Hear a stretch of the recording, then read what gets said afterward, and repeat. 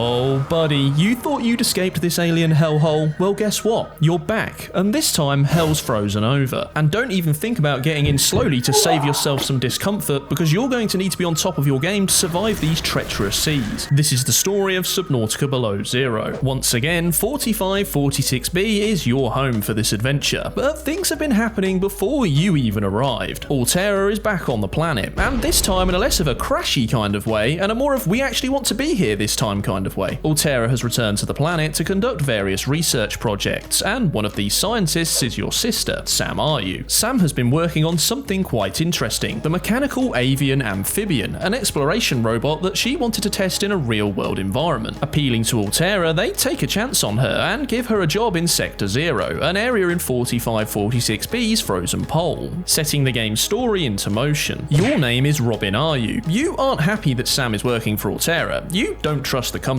at all. But your sister seems happy. She sends life updates and pictures from Sector 0 talking all about her success. The mechanical avian amphibian now has its very own name. The spy pangolin has been born. But not everything is going well. Sam's been using her spy pangolins to explore the area, and she stumbled across something that's filled her with dread. She's found a frozen leviathan in the ice, but Alterra already knew about it and had been studying it in secret. The leviathan's body is covered in bacteria, the deadly virus that caused havoc in the original Subnautica. Sam's worried Alterra could turn this into a biological weapon for profit, and she doesn't know what to do. And that's the final message you ever get from your sister, as the next letter you receive comes from Alterra themselves, simply stating that Sam has died due to an accident caused by her own negligence. These suspicious circumstances cause Robin to set out to 4546b to investigate what happened for herself, and this is where the game begins. Robin arrives in orbit at the same time as a meteor shower, causing her to arrive in Sector 0 with a very bumpy landing. Exploring the planet, you stumble across a strange signal in the deep twisty bridges, leading Robin to a mysterious architect facility that seems to be running out of power. Inside, you discover Alan, a living architect who's downloaded its brain into a digital world. With the power failing, Robin offers her PDA as a new storage facility for the alien's mind. But Alan has other plans. He quite likes the look of your brain. Besides, that PDA hardly has any processing power. Alan is now inside your head and will be a constant source of information and intrigue. Surprisingly, Robin isn't too keen on having an alien inside her head for the rest of her life, so agrees to help Alan find the parts for a new body. As you continue to explore the area, you receive a message. You're trespassing on somebody's land, and they tell you in no uncertain terms to leave. Defying this message, you're ambushed by a crazy woman with a custom prawn suit. This is Marguerit Maida, the sole survivor from Subnautica's Degassi mission, having attacked the Reaper that destroyed the doomed crew's final habitat. She managed to kill the beast, and as it floated to the surface, make its body her home, using its ribcage for shelter, its fat as a fire source, and its meat for nutrition. The creature's body eventually drifted all the way to Sector 0, bringing Marguerite to her new home. She even keeps its skull on her wall. She tells you to stay out of her territory, as she is not on good terms with Alterra. Despite your protests, she either doesn't believe you're not with the company, or thinks you're insane for being here by yourself, neither of which is a good thing when she has a very large claw attached to her arm. To prove your loyalty, she tasks you with disabling Alterra's communication tower on Delta Island, and once you do, she opens up about your sister. Sam had been spying on Marguerite for some time, but only approached her after she became convinced Alterra was going to weaponize the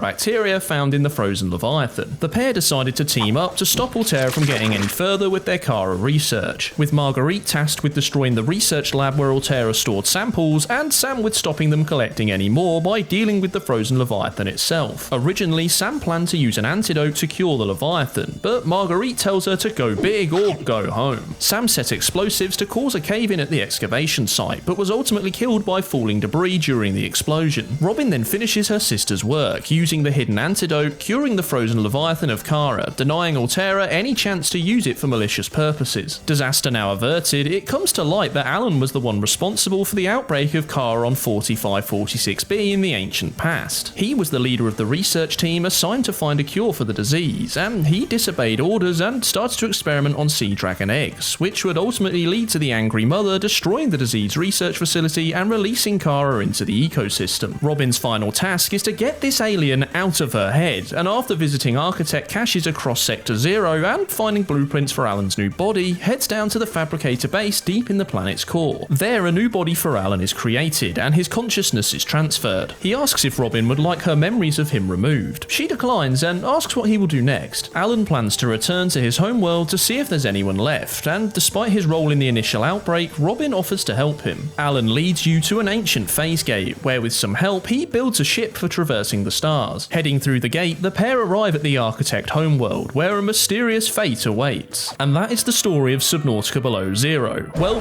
one of them at least, because this game actually had two. During the game's development, a whole different story was created, and it was wild. If you want to know what it is, then you should click right here to find out more, where I talk about how the game was made and all the drama that unfolded. And special thanks to my patrons, Mathijs, Graham DeLoye, Baron Windy, Immortal, and Cubmix for making this video possible.